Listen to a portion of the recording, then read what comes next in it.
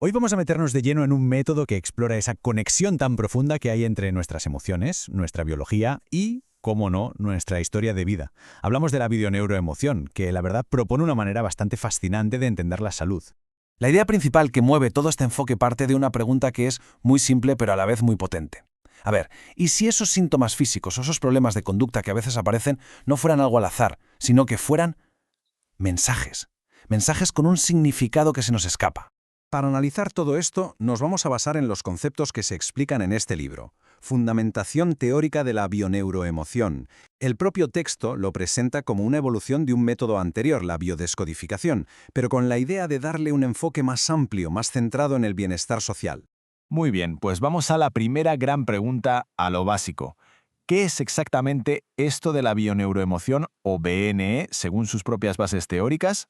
Pues, según leemos en el texto, se trata de un método que busca la relación, la correlación entre emociones que no son conscientes, que han surgido de situaciones de mucho impacto, y cómo éstas se expresan en nuestra biología, o sea, en forma de un síntoma, una dolencia o incluso un cambio en el comportamiento. Y aquí, ojo, porque llegamos a una de las ideas clave. Desde esta perspectiva, la enfermedad no es un error, no es que el cuerpo falle. Todo lo contrario, se ve como un mecanismo de adaptación, digamos una respuesta biológica súper inteligente del cuerpo ante un conflicto emocional que se ha quedado ahí, sin resolver. ¿Vale? Entonces, ¿cómo se supone que ocurre esto? ¿Cómo una emoción acaba convirtiéndose en un síntoma físico? Vamos a ver qué mecanismo nos propone la teoría de la BNE. Para entenderlo, el método nos dice que hay que diferenciar dos cosas. Por un lado está la emoción que mostramos, la que socialmente expresamos como puede ser la tristeza o el enfado. Pero, por otro lado, se plantea que justo debajo de esa hay lo que llaman una emoción oculta.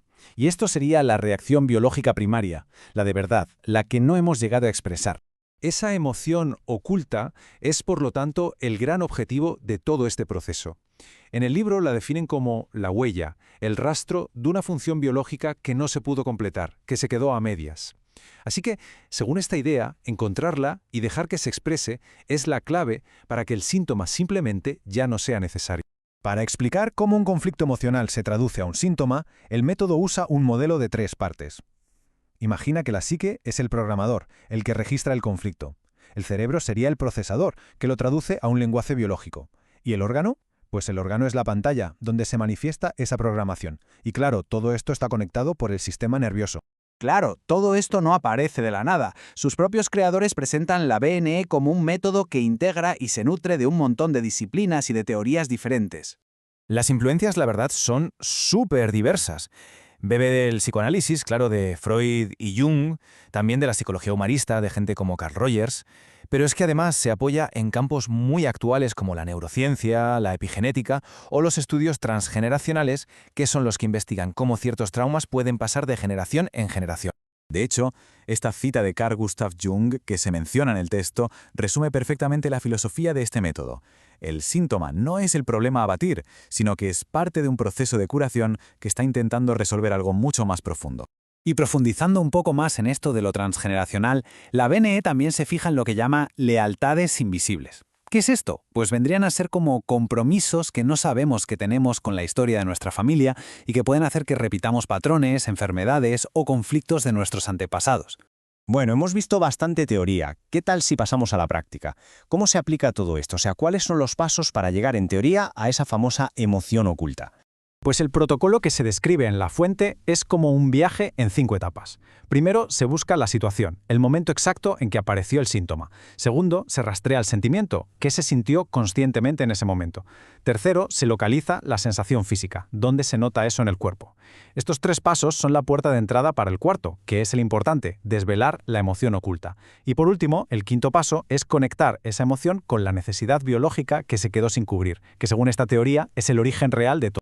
Y claro, para hacer este viaje al inconsciente, la BBN no va a ciegas. Utiliza herramientas de otras disciplinas, como la programación neurolingüística, la PNL de toda la vida, o la hipnosis ericksoniana.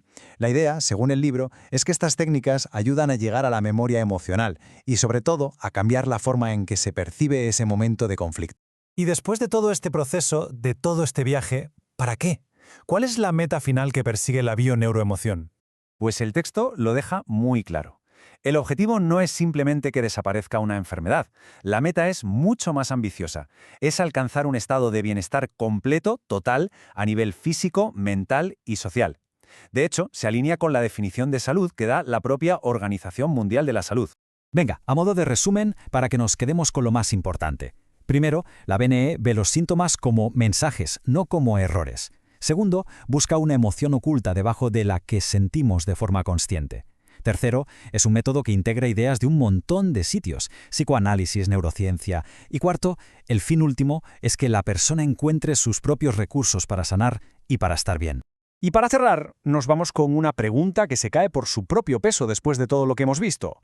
Si de verdad el cuerpo se comunica con sus síntomas, la pregunta es, ¿qué mensaje podría estar intentando transmitir?